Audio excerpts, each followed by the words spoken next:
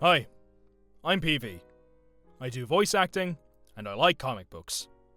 That's pretty much it. Fortunately, people like me have been eating pretty good recently. That new Superman trailer made me cry, and so has playing Marvel Rivals. This game is very fun, and as a fan of comics, I couldn't help but imagine what other characters might make it onto the roster down the line. With this game entering its second season, and bringing some new characters with it, I figured now was as good a time as any to share some ideas that I've had. There's probably 500 videos like this already. I'm sure some of them have a big red arrow pointing at Thanos in the thumbnail. I'm sure some of them mention the characters that I'll be mentioning in this video. Or maybe not. I don't know. I didn't check. Enjoy!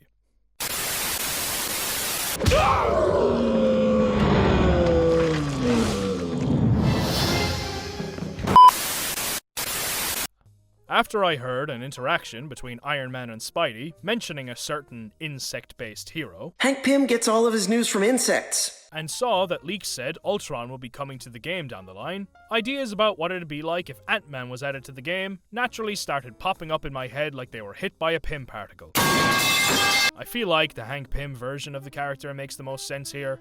I might be a little biased saying that, seeing as I did grow fond of this character through Earth's Mightiest Heroes, but I have my reasons. He's the original Ant-Man. He's been mentioned already, like I said. You get some sweet interactions between him and Ultron, given that he creates him in the comics. And you get a sweet alternate costume in the form of the Yellow Jacket suit. I'm sure some nerd like me would fork over his grocery money for that.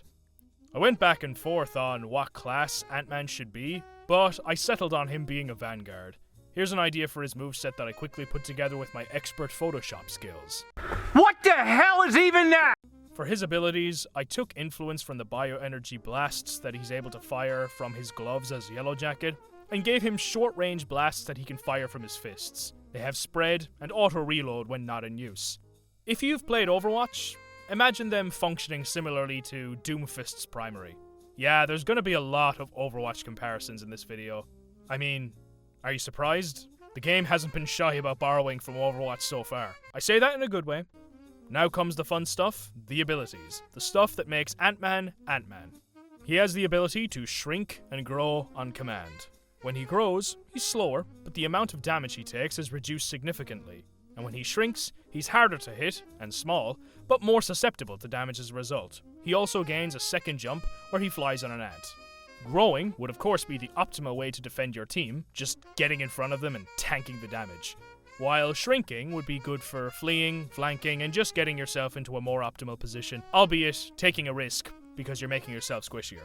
I'm sure this sounds overpowered when I just describe it like that, but I imagine both these abilities having a meter that drains while they're active, slowly refilling when inactive. You know, like Doctor Strange's shield.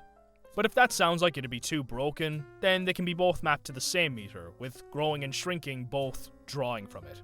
But if you thought that sounded broken, borrowing from the Ant-Man movies, I just feel like the Pym particle would bring in so many fun gameplay opportunities.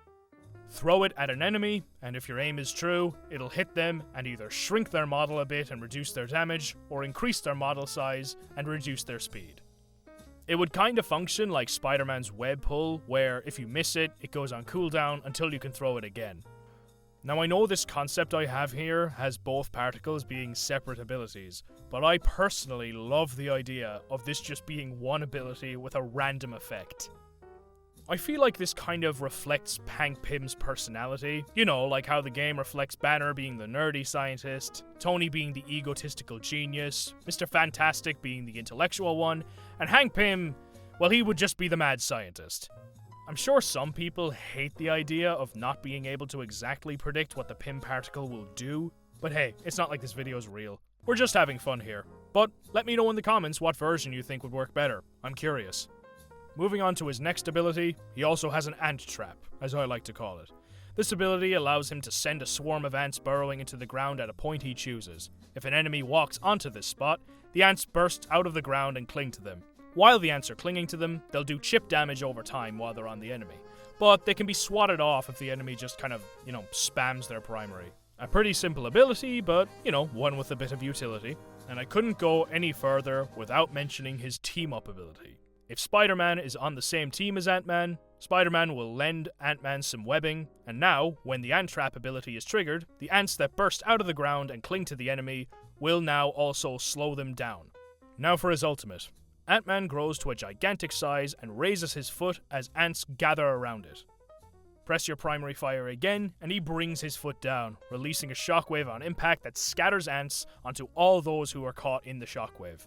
Basically, the Ant Trap ability, but in a huge radius that can hit multiple targets. Like how Magneto's ultimate is more effective the longer you wait to release it, the longer you wait to bring the foot down, the wider the radius that the ants will scatter will be, so you have a better chance of getting more enemies caught in them. So that's Ant-Man, a versatile vanguard capable of defending his team, but also throwing the enemy team off balance with some tricky abilities and movement options. But he's not the only vanguard I came up with. It's called Unbreakable Skin, fool. Luke Cage is undoubtedly one of Marvel's most likable street-level heroes. For the uninitiated, the character's been around since the early 70s. He was born Carl Lucas. He went to prison and underwent an experimental procedure that made him super durable. He went by Power Man for a while, but he dropped that moniker a couple decades in. He's streetwise, he's charming, and he's got plenty to pull from when designing his gameplay. I tried to do that with my concept for his moveset, and leaned into how durable and tanky the character's powers make him. Like the Hulk, his primary means of attack would be using his fists, but I imagine his rate of fire would be a bit different, and maybe he'd swing his fists a little wider, just to make his punching feel distinctive from Hulk's. I feel like maybe it would feel similar to Reinhardt's hammer, but maybe with a higher rate of fire and a slightly shorter range. Luke has used a chain as a weapon several times in the comics, but I hesitate to use it here, as I feel that that weapon should be reserved for Ghost Rider when he gets added to the game. The interesting stuff though is in his abilities, but we'll start with the simplest of them. He strikes one of his gauntlets with the other, shooting a shockwave forward that launches enemies back, but also launches Luke back in the opposite direction. Kinda like Ash's Coach Gun ability in Overwatch, but with a wider spread. Like that ability, you can aim it downwards to launch yourself up, which also means that if you were to use it in midair, you could give yourself a little extra jump. Strength of the streets. Luke punches the ground hard, erecting a person-sized sheet of rock in front of him. Now, this rock is player-sized, so while it can shield teammates, it can only really shield one at a time. But its utility comes from the fact that if Luke Cage punches it, 1/3 of it will fly forward as a projectile in the direction he's aiming. This can be done up to 3 times, provided it hasn't taken too much damage, as enemy damage will destroy the wall in thirds too. So, if, say, the enemy has already destroyed 1/3, you only have 2 hits left that you can use on it. Each rock chunk launched has splash damage, which means it can damage multiple enemies. Both the aforementioned abilities are good for throwing the team's composition off balance and forcing them to split up. Indestructible Skin. Now, this is where we really show off Luke's particular power set. Luke raises his arms up, slowing down but reducing the damage he's taking. It's good for defending yourself if you need a couple more seconds for your other abilities to recharge. But absorbing damage this particular way also charges his Fortify passive ability. This is a meter that charges with damage taken by your Indestructible Skin ability. This is where things really get interesting for this character. Activating the Fortify ability sees Luke bash his gauntlets together, granting himself an overheal. When the overheal is drained by enemy attacks, you're granted a speed and damage boost, letting you quickly get in there and punish those that took your sweet extra health. The overheal you're granted is directly proportional to the amount of Fortify that you built up by blocking damage with your Indestructible Skin ability, as is the damage and speed boost you get once it's drained. So as you can imagine, it's best to use this when your Fortify meter is as close to full as possible. The overheal is only active for a short time, so if it isn't drained during the time it's active, you don't get a speed and damage boost. So it's best to run in and take damage that would otherwise go to your teammates while this ability is active. Now for his team-up ability. I personally came to know Luke Cage through the Heroes for Hire comic series. This saw the character paired up with Danny Rand's Iron Fist. And while the Iron Fist in this game isn't Danny Rand, I figured paying tribute to the character's history still made sense. If Luke Cage and Iron Fist are on the same team, they gain the Heroes for Hire ability. This works like Hulk and Wolvie's fastball special. If both players agree to initiate it while close together, Iron Fist will punch Luke's indestructible body, with his Iron Fist, sending out a damaging shockwave, just like they did in one of the best episodes of Luke Cage Season 2. And finally, there's his ult, Harlem's Shield. Activate this ult, and all damage dealt to Luke will be dealt right back to the enemy and amplified. So that's Luke Cage, a hard-hitting vanguard that makes up for what he lacks in consistently damaging ranged abilities with sheer tankiness and an ability to shield his friends. He's definitely one for the team players out there. Now, I hesitated to concept any duelists at all, considering it's definitely the class that the game has way too many of. But there's also no denying that a large percentage of the Marvel cast fit into this role. How about we go to Paris instead? How about getting your butt out of my car? I love Rogue. I think everyone does. She's tough, she's sassy, she's southern, but God, is her power set hard to adapt. But I had to have a go of it anyway. Despite technically having whatever powers she absorbs, I feel like most people associate Rogue with being able to fly and having super strength thanks to the 90s show. So I decided to incorporate that here. Plus, if they add Captain Marvel down the line, which feels pretty likely, we can have a fun interaction between them, where she warns Rogue that she hasn't forgotten about her absorbing her powers last time or something. Oh, and an important detail going forward, imagine Rogue's costume in this game has a fingerless glove. That's kinda necessary for this moveset to work, and to incorporate her most iconic ability. Anyway, onto the concept. Stolen Strikes.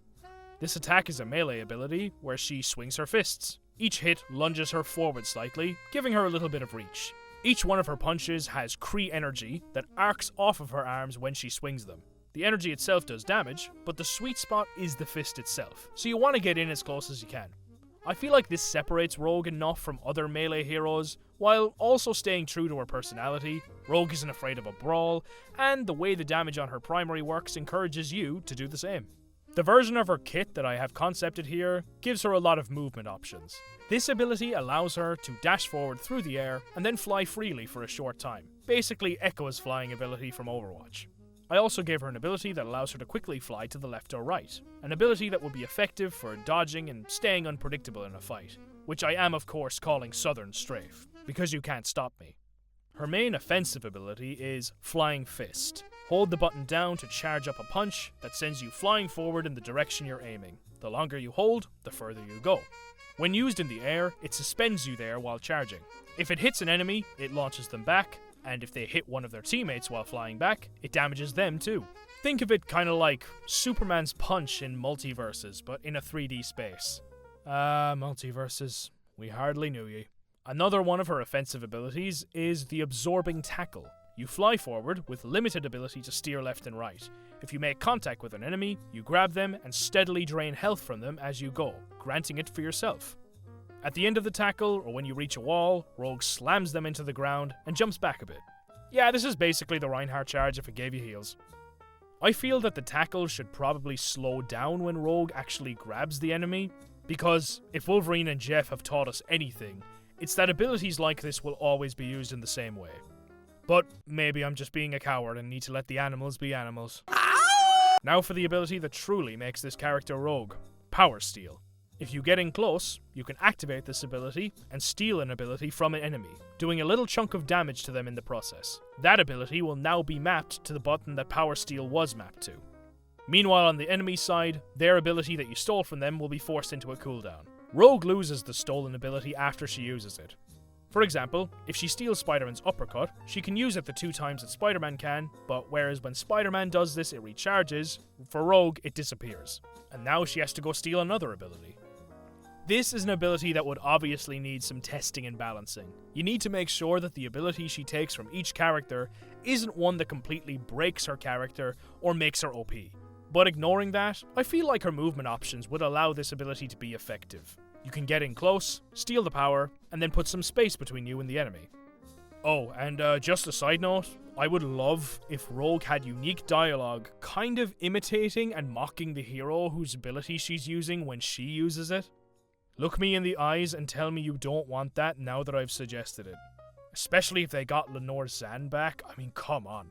For her team-up ability, I kept it kinda simple. Immortal X-Men. Essentially, it grants Rogue the same ability Wolverine has when he reaches 0 health. She gets an overheal and another chance at life. Then there's her ultimate, which you could think of as a combination of McCree and Sombra's ults from Wait, I forgot.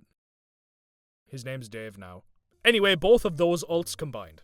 Rogue stands still while locking onto whatever enemies are in her sight, and then flies forward at high speed between each of them, and then returns to where she was. Every enemy she touches during this ult is left unable to use their abilities for a time.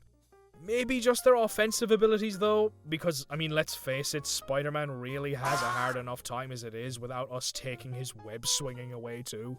And that's pretty much Rogue.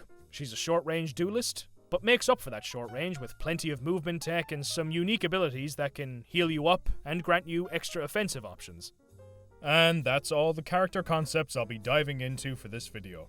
I do plan on making a second part, as I do have many other ideas, so stay tuned for that.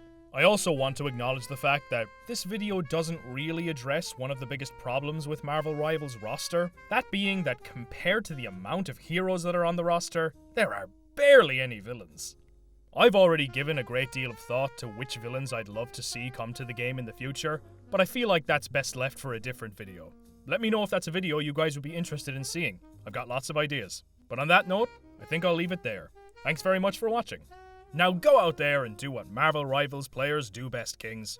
Get 2 kills, 23 deaths, and blame it on the healers.